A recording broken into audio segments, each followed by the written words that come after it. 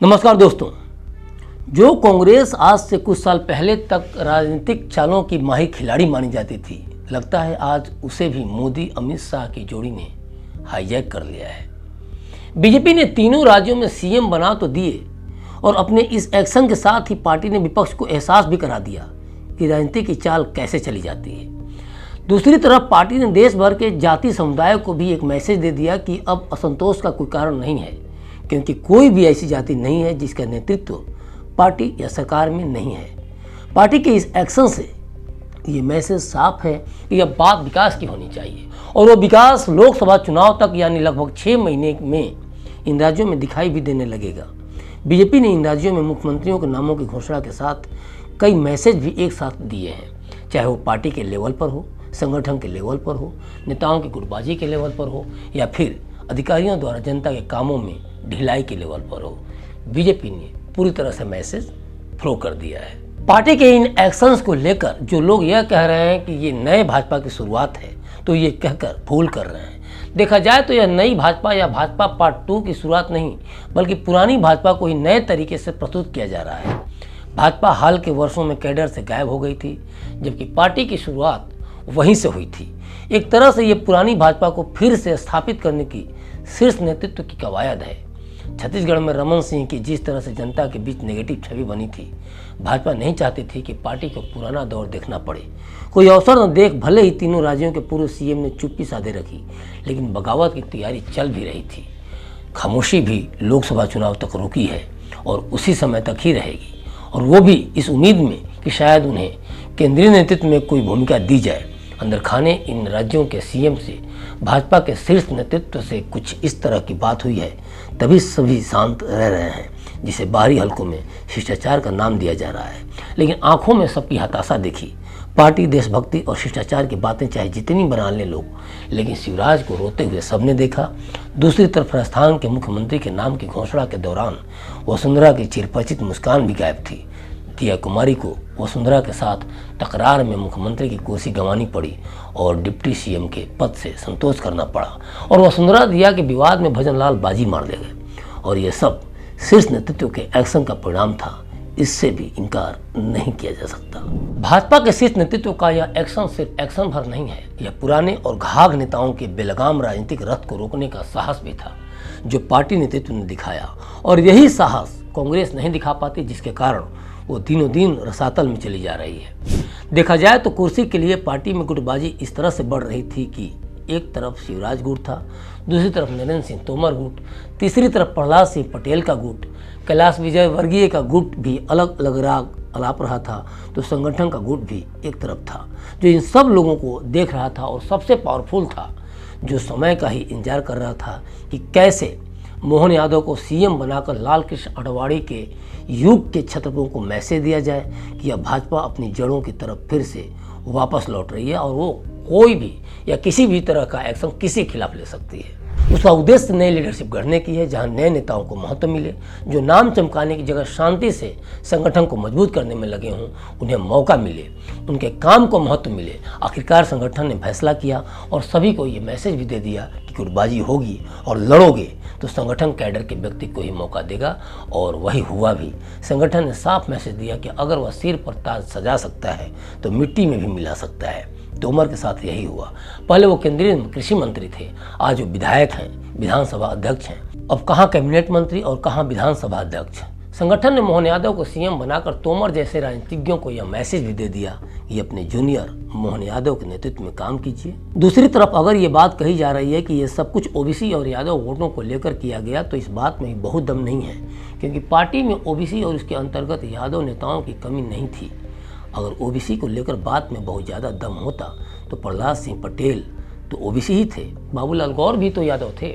हाँ, बीजेपी ने इस पर फोकस किया, लेकिन ये कहना कि सिर्फ ओबीसी समाज के होने के कारण मोहन यादव को चांस मिला, तो यह पूरी तरह से सही नहीं है। हाँ, बीजेपी ने मोहन यादव को सीएम बनाकर एक तीर से 2 निशाना जरूर साधा। एक तो मोहन यादव ओबीसी हैं और दूसरे यादव समाज से हैं, और कहीं ना कहीं ये निर्णय लेकर बीजेपी ने राहुल गांधी के ओबीसी दावों की काट करने की कोशिश की है। मायने साफ हैं कि आप तो सिर्फ कह रहे थे, जबकि हमने तो करके ही दिखा दिया, बना के ही दिखा दिया। आप तो ओबीसी अफसरों की गिनती ही कर रहे हैं, हमने तो एक बड़े राज्य में सीएम ही इस तबके का दे दिया। ये पूरा मैसेज राहुल को बीजेपी की तरफ से दिया गया था। इसके लिए शिवराज जैसे पुराने और अन्य बड़े चेहरों को भी दरकिनार कर दिया गया, क्योंकि मैसेज ओबीसी और यादव को लेकर तो कहीं ना कहीं देना ही था। भाजपा की यादवी रणनीति सिर्फ मध्य प्रदेश में मुख्यमंत्री पद पर किसी यादव को बैठा देने भर तक नहीं है, बल्कि मोहन यादव के सीएम बनने के अलावा पार्टी में 4 केंद्रीय मंत्री भूपेंद्र यादव, राव इंद्रजीत सिंह, नित्यानंद राय और अन्नपूर्णा देवी भी इसी जाति से हैं। पार्टी के निर्णय लेने वाली शीर्ष संस्था संसदीय बोर्ड में सुधा यादव और पिछड़ा वर्ग राष्ट्रीय आयोग के अध्यक्ष के रूप में हंसराज गंगाराम अहीर भी हैं। भूपेंद्र यादव भाजपा के एक महत्वपूर्ण निकाय केंद्रीय चुनाव समिति के भी सदस्य हैं। सभी यादव नेता अलग अलग राज्यों से हैं।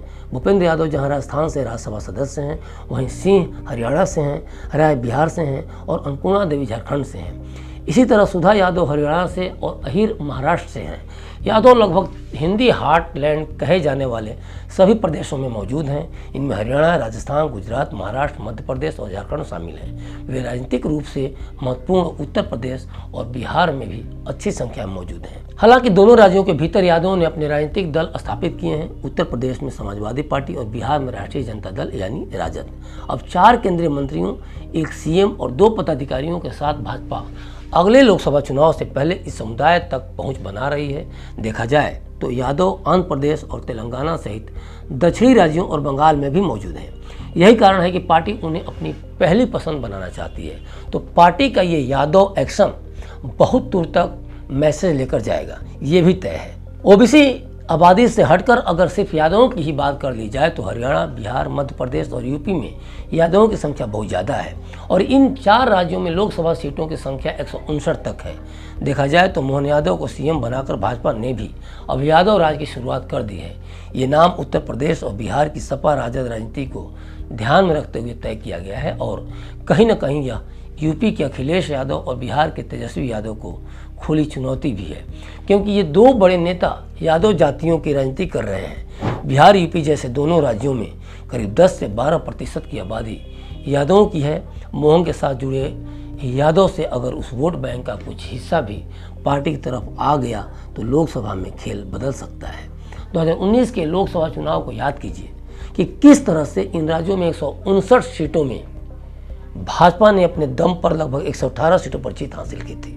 इस तरह से एक ओबीसी यादव सीएम बनाकर इन राज्यों में इस यादव तबके को साधने की कोशिश मोदी अमित शाह की तरफ से किया गया है। इन बातों को बीजेपी लोकसभा चुनाव में जनता के बीच ले जाएगी। ये भी तय है कि आने वाले समय में जब बाकी राज्यों में जाति सर्वे की मांग उठेगी तो भाजपा इन ओबीसी चेहरों को उस मांग के सामने लाएगी और एक तरह से यह चेहरे ही पार्टी के लिए सेफ्टी वॉल्व का काम करेंगे। ऐन लोकसभा चुनाव के मुहाने पर इस कार्ड के मायने बड़े हैं। लोकसभा चुनाव के मद्देनज़र हिंदी बेल्ट में ओबीसी की सबसे बड़ी जातियों में से एक यादवों को पाले में लाने के लिए मोहन यादव का चयन मास्टर स्ट्रोक साबित हो सकता है। सिर्फ मध्य प्रदेश की बात करें तो यहाँ ओबीसी आबादी 51% है।